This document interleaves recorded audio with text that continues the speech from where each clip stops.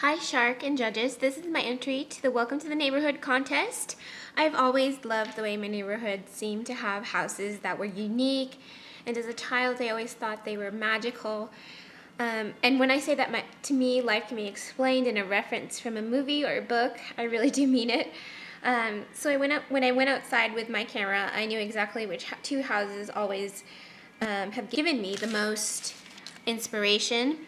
And the house directly across from me, shown here, reminded me of many things from the novels or films that I've seen. But the two most prominent was Alice in Wonderland and I Capture the Castle. When I was little, I was sure that the house across the street was where Alice lived. And then as I got older, I read a novel called I Capture the Castle, so it kind of transformed in my brain to that house, that same house across the street. So I draw a lot of things from novels.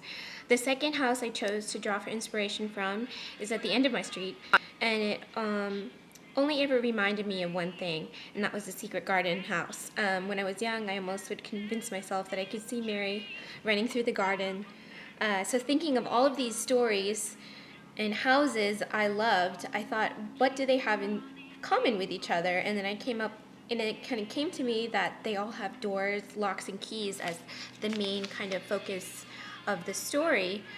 In Alice in Wonderland, she starts by her adventure by trying to fit through a door with an impossibly large key. And then in I Captured the Castle, the keys to the castle was their source of happiness and unhappiness. In the Secret Garden, Mary, for the first part of the book, looks for the secret key to her aunt's secret garden. So I came up with this look as a combination of all of those themes. As you can tell, my imagination runs wild. I was also worried. At first, you would think of my look as a literal translation since I actually drew objects on my face, but then I decided my take was more figurative rather than literal. The only thing that I could be taken as literal is a door knocker because I wanted it to tie back to my own house in some way.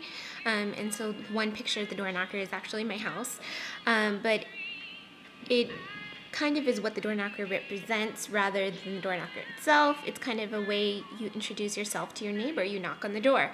So the keyhole on my mouth represents the friendship yet to be revealed. The key on my eye represents the unlocking of a mystery. And I hope you enjoy my entry, and thanks so much for this creative and really fun contest.